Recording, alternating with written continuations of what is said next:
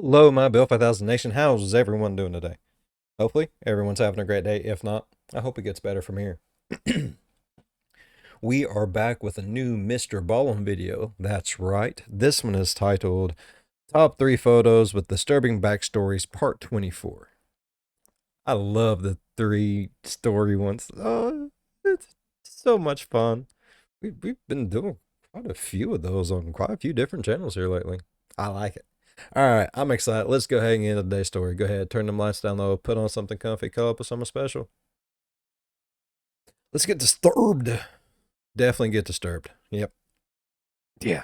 Today, I'm going to share 3 progressively more unbelievable stories, and at the end of each of them, I'm going to show you the photo that is famously associated with that story. But before we get into those stories, if you're a fan of the strange, dark, and mysterious delivered in story format, then you come to the right place because that's all we do, and we upload once a week. So, if that's of interest to you, please offer to refill the like button's Keurig coffee machine water tank, but instead of using water, use vinegar. Also, please subscribe to our channel and turn on all notifications so you don't miss any of our weekly uploads. Okay, let's get into today's stories.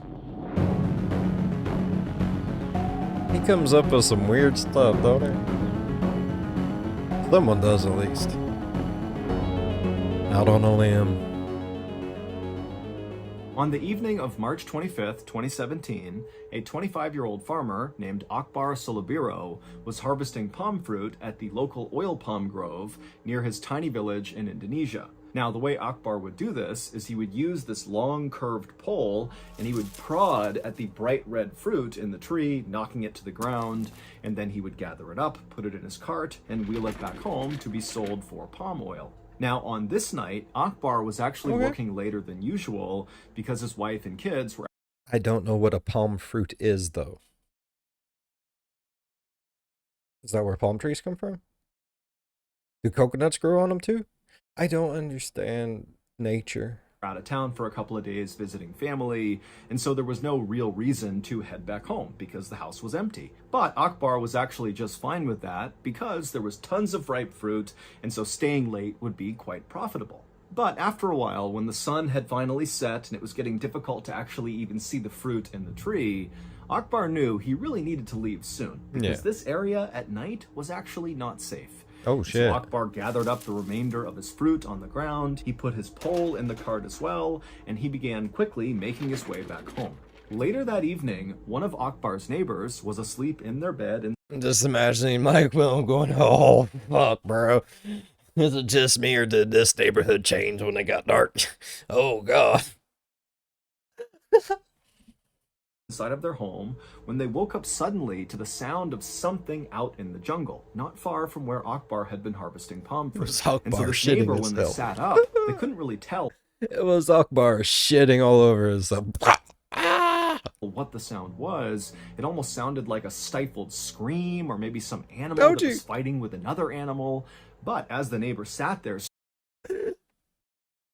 Yeah, he shit himself.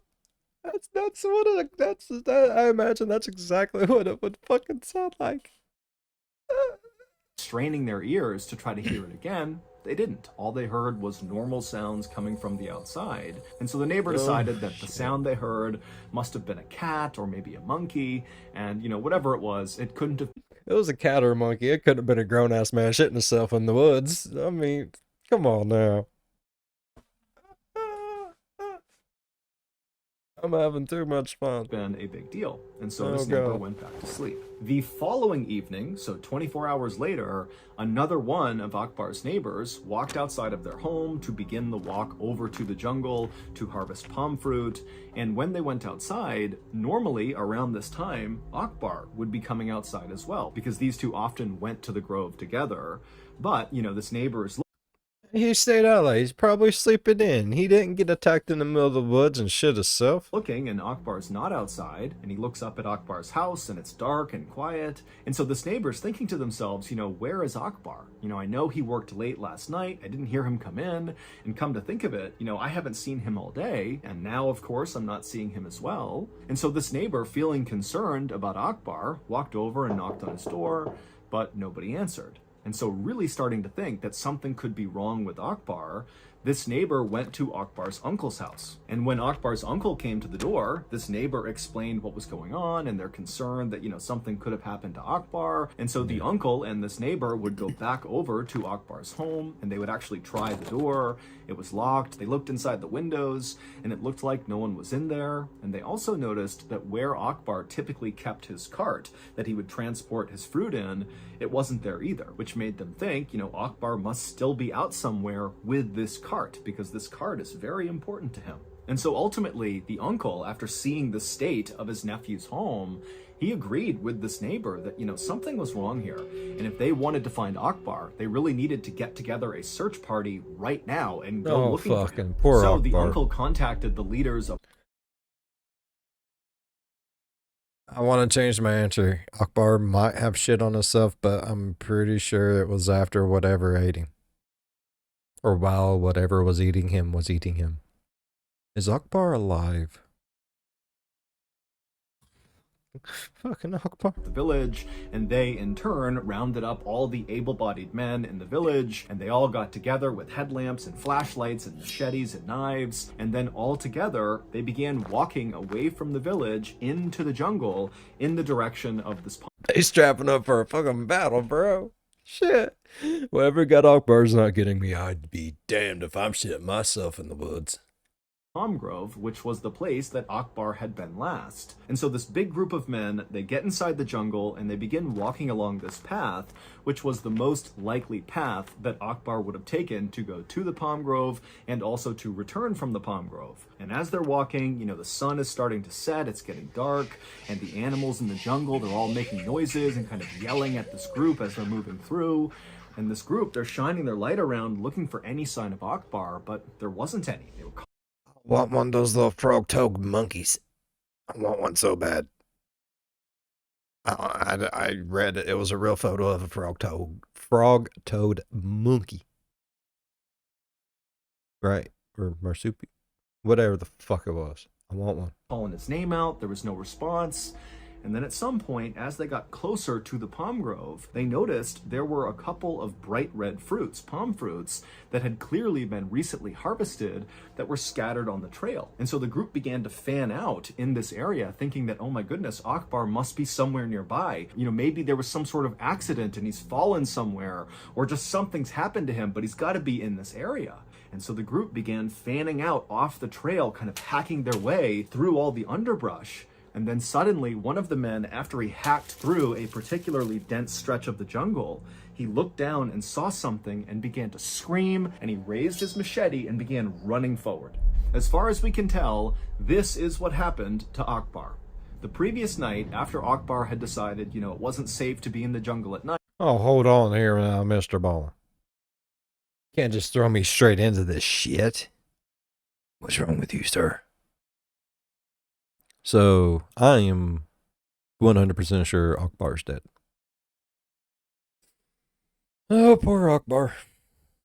We will miss you, sir. He needed to leave, and so he gathered up all of his things and he began walking along that path where the search party would find all that fruit scattered on the trail. And so he's walking along this path and he thinks he's alone, he thinks he's okay, but in reality, he wasn't. He was being watched and followed very closely from something up in the trees. And so as Akbar moved along, this thing was kind of trailing him and seeing what he was going to do. And then at some point, this thing up in the trees began moving its way down closer and closer to Akbar. It was a 23-foot long reticulated python. It was a massive snake.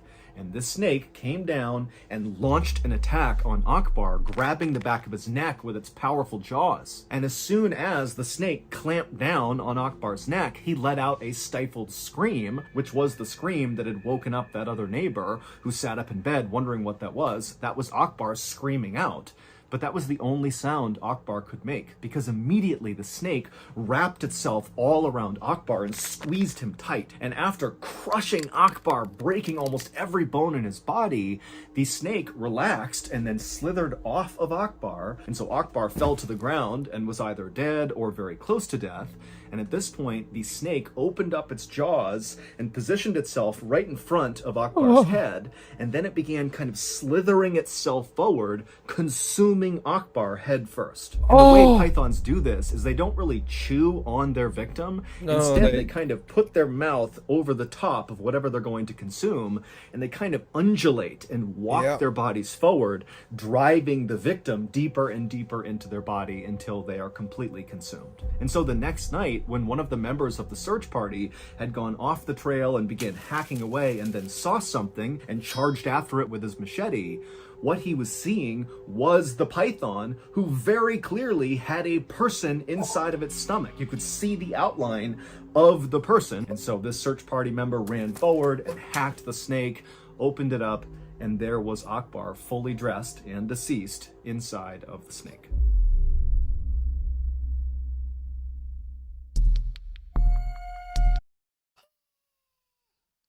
What the hell?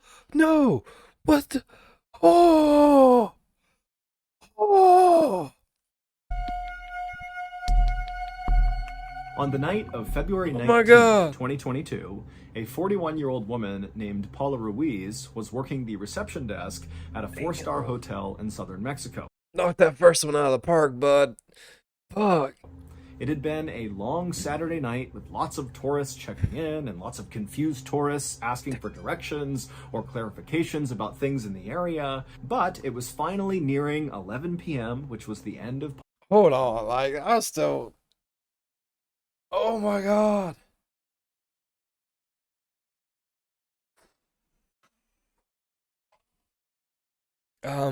Okay. Okay, now I'm ready. Now I'm ready. Paula's shift, and also things had calmed down near the reception desk. There wasn't much going on.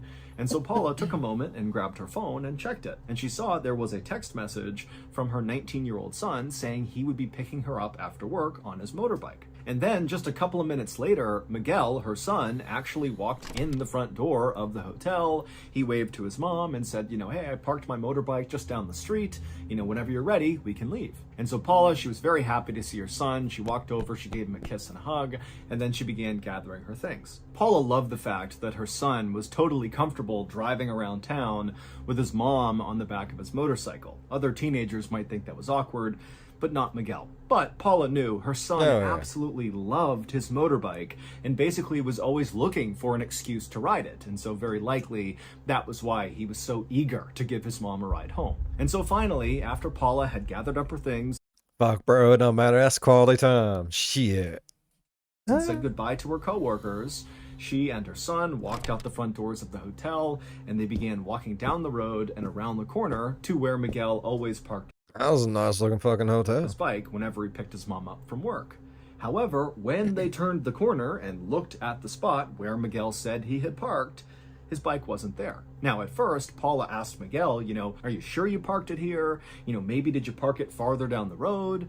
But Miguel said, no, this is where We heard this story. Where did, which, if you watch this channel, which channel, what, we heard the story. It was either, I think it was Nick Crawley, wasn't it?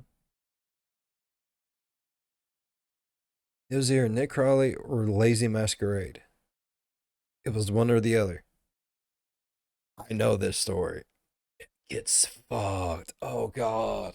Always park. I definitely parked it right here. And so Miguel became convinced that someone must have stolen his bike. That was the only explanation that made sense. But Miguel still had the keys to his motorcycle, which meant whoever had stolen it had likely hotwired it. And since that takes quite a bit of time to pull off components of the bike and kind of fiddle around with the wires to make it start, Miguel was thinking that, okay, maybe they're still in the area trying to hotwire it. Let's go look for them and get the bike back. Now, the city in southern Mexico where Paula and Miguel lived was called San Cristobal de las Casas. And it was a totally beautiful place, surrounded by all these hills.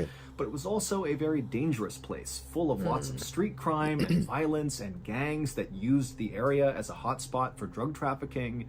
And so this is not really a good place to be walking around at night, let alone trying to chase down some bike thief. But Paula and Miguel, they knew this. They lived there. They understood the risks. And Paula especially, she knew that Miguel was going to go looking for this bike because he loved that bike. And so Paula didn't hesitate and said, okay, Miguel, let's go looking. And she figured at a minimum, she could take a video or a picture of the thief if they found them with the bike, and then they could give that to police, and then maybe they could track the person down if Miguel and Paula couldn't get the bike back that night. And so Paula and Miguel began running down these side streets, looking all over the place for Miguel's bike. And you got to picture some narrow alleyways with barely any lighting. I mean, this is a sketchy area. And so they're running around, and then finally they turn a corner and Miguel sees up ahead his distinctive yellow motorbike, and he sees some stranger is pushing it along. Clearly this person is pushing it away so they can hotwire it.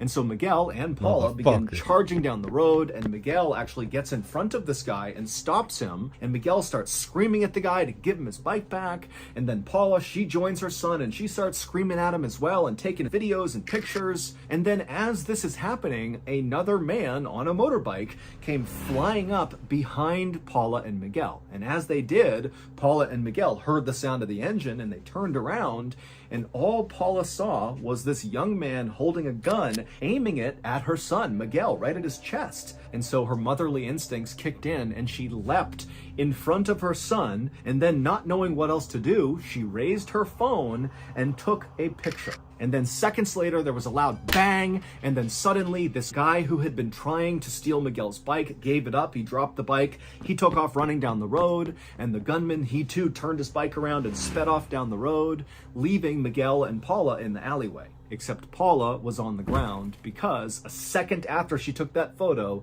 the gunman had shot her in the chest. Paula would be taken to the hospital, but she would die the following morning, orphaning Miguel and his 3 siblings.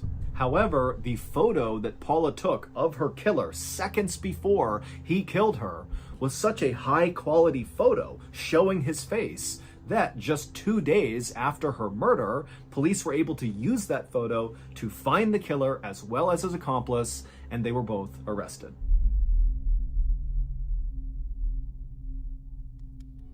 That's crazy. If you didn't catch my live storytelling event last month on the official MrBallen Discord server, then you kind of missed out. Not only were the stories awesome, at least according to me, but we also temporarily broke Discord because of how many people were trying to watch the event at once. But don't worry, you can be a part of our next live storytelling event on Discord if you just join the MrBallen Discord server, which is completely free. All you have to do is click the link in the description of this video or click the link in any of my social media bios. Also, the MrBallen Discord server is not just a place for live events. It's also a place where I make all of our biggest special announcements, and this summer we have a couple of huge announcements. So if you want to hear those announcements, you gotta get on the MrBallen Discord server. Either click the link in any of my social media bios or click the link in this video's description below. Okay? Back to the stories. Familiar faces. On the morning of February 25th, 2015, in a little house in the city of Cape Town in South Africa, a 17-year-old girl named Misha Solomon was packing up her homework in between bites of her breakfast. And as she did this, her mother, Lavana, walked into the kitchen with a big smile on her face, and she was holding up this beautiful red flowing dress, and immediately Misha knew what it was. Her mom had been making this dress by hand over the past couple of days. It was for a big school dance that was coming up, and she saw that it was now done. And so Misha, she put down her breakfast and her homework, and she rushed over to her mom, and she admired this gorgeous dress and thanked her mom for all the hard work and said it's absolutely perfect. And then from somewhere behind Misha, her father, who was still sitting at the table, kind of grunted out, "Hey, isn't that dress a little bit revealing?"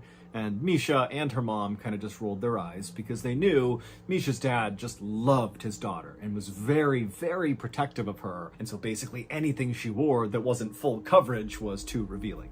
And so Misha, after rolling her eyes, walked over to her dad. She gave him a big hug and a kiss, and she said, "Dad, don't worry about it. It's just fine."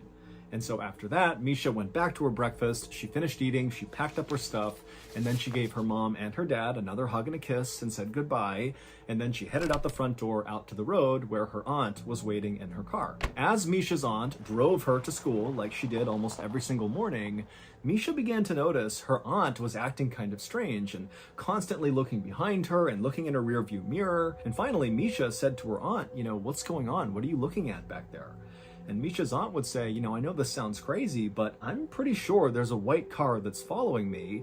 And in fact, over the past couple of days, I've seen what I think is the same white car following us anytime. Now, is she just being paranoid, or is there actually a car following her? I'm driving you to school. And so Misha just turned around in her seat and looked out the back window, and she saw there were dozens of white cars on the road, so it was pretty difficult to tell which one her aunt was talking about. But as she's looking, none of the cars seem suspicious.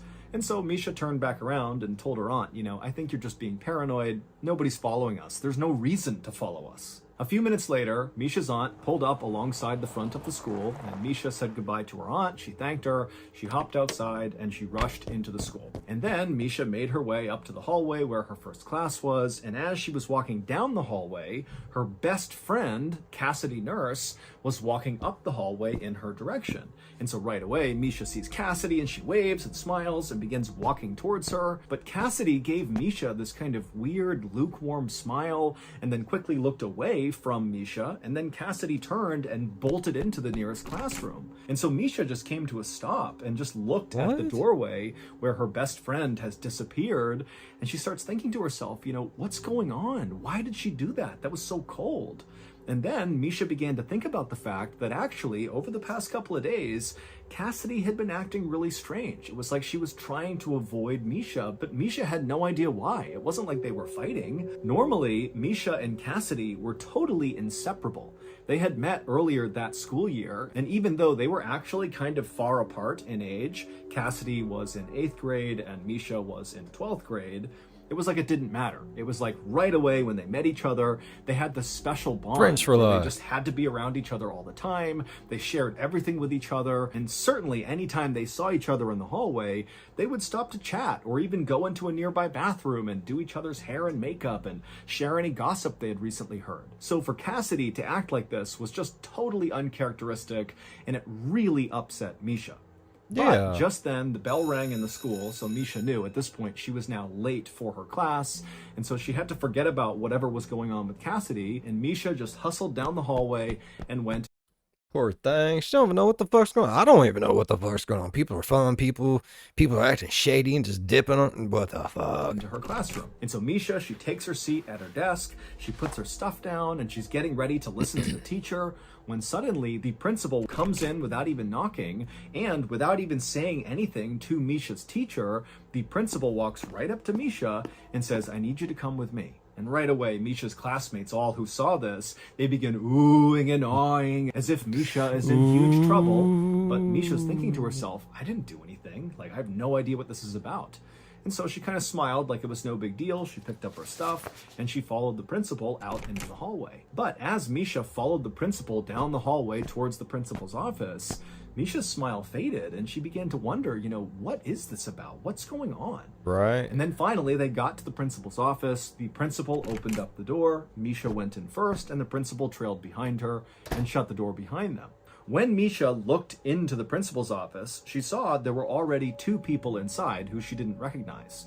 It was 2 women who were very serious looking, who were sitting on the side of the room. And as soon as Misha walked in, the 2 women, without introducing themselves, just told Misha to come over and take a seat next to them. And Misha, instead of doing that, just paused and looked at the women and said, "What's going on?" And at this, the 2 women kind of looked at each other. Look, I don't know. You ain't sitting fucking next to you. You can suck my ass. That's exactly what I said.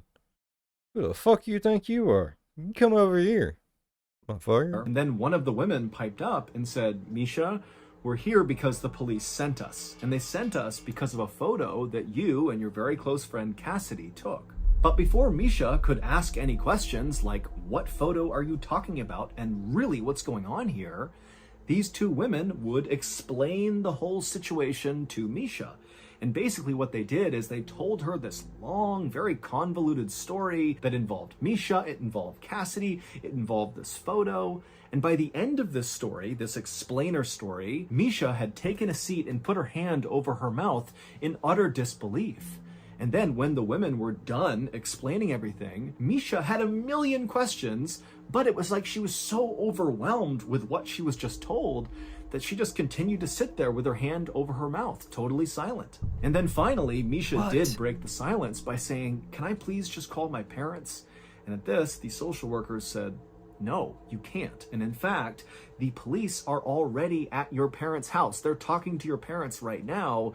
And so you can't talk to them and you can't even go home. In fact, you have to come with us for tonight." And then the two women got up and they made their way out of. Nah, bro, see, it wouldn't pay, because I'd be swinging. But like, nah, tell me I can't have my teddy bear? Tell me I can't sleep in my bed? Tell me I can't have my feety pajamas? Bro, I'm gonna tell you what you can't have, my dick.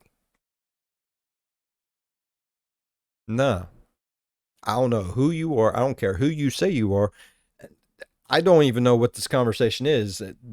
That's probably my problem. I probably will have no problem with it after I figure out what the fuck they're even talking about. The principal's office, and they said, "Come on, Misha, you have to come with us." And so Misha stood up and she's totally flabbergasted. She really is like, how is this real life? And the principal at this point walked over and gave Misha a hug. And it was like suddenly the floodgates opened and Misha just began sobbing hysterically. And as she did, the social workers just stood there waiting patiently. And then as soon as it seemed like Misha was done crying, they said, "Come on, you really need to come with us." And so Misha, she let go of the principal and she followed the two women out of the school out to one of their cars. And once they got in the car, the two women explained to Misha that they were going to take her to a safe house for the night. But before they went to the safe house, they would need to make a quick pit stop at a local medical clinic. And so Misha, who at this point is not even asking questions, just said, "Okay." And a safe house? Why the fuck a safe house? What did this little thing do? Is the mafia fucking after her?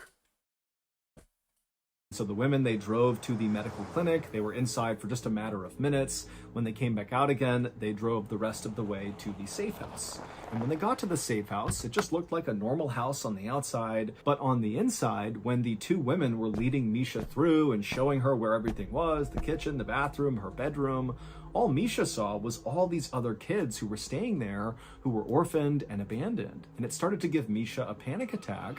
And she asked the women again, "Can I please call my parents?" And they said, "No, you really can't." But one of the two social workers could tell that Misha, she's having a breakdown. This is the worst day of her life, very likely. And so one of the two women actually offered to Misha to come home with her and stay at her house instead of the safe house. And Misha agreed. And so that social worker and Misha, they would leave together. They would get into that woman's car. That's really nice. I don't trust none of this. I don't know what the fuck is going on. What? Okay, I'm better. And they would drive to her house. And then the social worker told Misha that unfortunately now it was just a waiting game. They needed to wait for the police to get back in touch with them with more information. That night, as Misha lay in this woman's guest bedroom, looking up at the ceiling, wondering how the heck this had become her life, she began to think about the photo that her and Cassidy had took that had kind of started this whole horrible thing. And so Misha began to think about the day they took this picture, and all she remembered was that she and Cassidy were just kind of goofing around and smiling and making funny faces and just taking photos as they went. She certainly didn't think that one of those pictures they took would totally change her life. The following morning, when Misha woke up, the social worker brought her to their office, the social worker's office, and there they met with the other woman who had first met Misha in the principal's office, and the three of them just sat in the office, not talking much, eating chicken wings and other snacks, just literally waiting for police to call them. And finally, they would call. And when they did, one of the social workers answered the phone, and as she listened to what she was being told, she began to frown, and by the time she hung up, she was crying. The news from the police was the news Misha had been afraid of ever since sitting in the principal's office the day before and hearing this whole crazy story about her and Cassidy and this photo. The special pit stop that Misha and the social workers made at the medical clinic the day before on the way to the safe house was so that Misha could get a DNA test. And now the police were calling back with the results of the test. And what the results showed was Misha Solomon was not actually Misha Solomon. Her real name was Zephany Nurse. 17 years earlier, Zephany Nurse had been stolen out of her crib at the hospital in Cape Town, and despite a massive manhunt for her, she was never found. And so this was a huge, famous case in Cape Town, and most people assumed it would never be solved. But Misha's DNA had done just that. It proved that Misha's parents, who had loved her and raised her since she was a baby, were not actually her parents. Her mother, Lavana, was actually her kidnapper, and now she was under arrest. But even though this revelation was incredibly shocking and upsetting for Misha, it was not nearly as shocking as learning the identity of her real biological parents. The social workers took Misha from their office to the police station, where they told Misha her real biological parents were waiting to meet her. And so once they went inside the police station, Misha gripped onto the social worker's arm tightly. She was incredibly nervous, and she was led down a hallway to a door that was shut. And then finally, when Misha was ready, she pushed the door open, and her real parents, who were sitting right in front of her, they stood up and they ran towards her crying. But Misha just stood there, stunned and silent, staring at them. Because these people, they were not strangers to her. She knew them extremely well. They were the parents of her best friend in the world, Cassidy Nurse. Which meant Misha, aka Zephany Nurse, was Cassidy's sister. Months earlier, when Misha and Cassidy first met each other, the reason they hit it off so quickly and the reason they had similar Goosebump City, bro. Like, look at that shit. Look at that shit. Goosebumped. Holy fuck. senses of humor and liked the same things and looked so dramatically similar is because they were literally sisters. They just didn't know it. And then one day they took a series of selfie photos of themselves, and Cassidy, she would go home and show one of those photos to her parents and say, hey, look, my best friend, Misha Solomon, look how similar we look. And when Cassidy's parents looked at Misha Solomon, they instinctively knew, that is our daughter. That is Zephany Nurse. And so they would bring this photo to the police, and the police would begin to investigate. And during this investigation, they began trailing Misha. So when Misha's aunt told Misha that she thought a white car was following her, she wasn't just being paranoid. Those were investigators following Misha around, trying to get a feel for her schedule, because they needed to approach her when she was alone in order to get a DNA sample. They were worried if they contacted Misha and tipped off what they were doing, she would tell her parents, who were actually her kidnappers, and then potentially they might take Misha and run away. And so they couldn't risk that. They had to basically follow her around and wait for an opening to get this DNA test done. And so this was also the reason why Cassidy was acting so strangely towards Misha in the few days before the truth was revealed. It's because Cassidy knew about this investigation, and the police told her, you can't tip Misha off. She will tell her parents, her kidnappers, and they might abscond with her. And so Cassidy basically felt awkward and kind of just hid from Misha for a couple of days. The woman that Misha had grown up with, that kind of breaks my heart. Oh, poor thing. Then called her mom for her whole life, Lavana Solomon, was ultimately convicted of kidnapping and sentenced to 10 years in prison. There has never been any evidence to suggest that Lavana's husband, so Misha's dad for her whole life, actually knew that the baby had been kidnapped, because 17 years earlier, Lavana had been pregnant with their child. But it's believed she miscarried, and Lavana did not share that with her husband. Instead, she told her husband that she had gone into labor while he was at work and delivered their child, and so that's how they had this baby, Zephany, when in reality, after Lavana had miscarried, she had at some point dressed up like a nurse, gone into the hospital, and stolen Zephany. For her part, Zephany, aka Misha, stayed in touch with both sets of parents, the fake ones and her biological ones. And she would say that, she still loves the parents who kidnapped her because they raised her and they treated her well. And in fact, Zephany Yeah. would actually wear that beautiful flowing red dress that Levana had stitched for her to her high school dance, well after the news came out about who Levana was. Misha Aww. also decided that she would just keep the name Misha because that was what she was used to, instead of going back to her baby name, Zephany.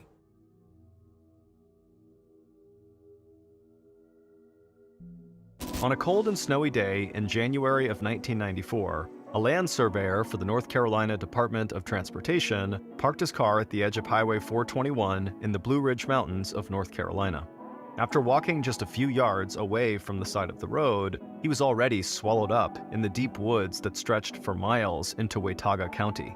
Given the cold air and snow underfoot, the surveyor was paying close attention to where he was walking, that was, until the man glanced ahead at the fallen tree ahead of him, and before he saw something he just couldn't make sense of peeking out of the snow in the shadow of the upended roots. A moment later, he dropped the hard plastic case that contained his surveying equipment and nearly fell backward as he scrambled to get away from the mound of snow in front of him.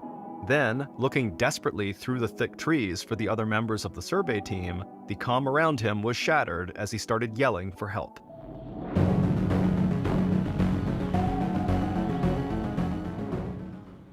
The assassin. So that's going to do it. If you enjoyed today's stories, be sure. Yes, sir, I really freaking did. Bro. Baby stealing, fucking all kinds of crazy shit in today's story. I mean, don't get me wrong, the one I had previously heard, but damn, I like hearing it again, though. Oh, I really enjoyed this video. If you enjoyed today's video as much as I did, go down there, leave a like. If you're a fan of the spooky, scary, strange range, think about subscribing. As always, be good to one another. I'll see you in the next one. Bye-bye. What the fuck? Oh. I mean, that's... Like, how...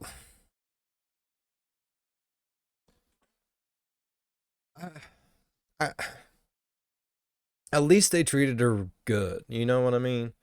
Like, at least they didn't just, like, steal her and sell her off into, like, slavery or forced labor or some kind of, like, weird sex ring or something like that.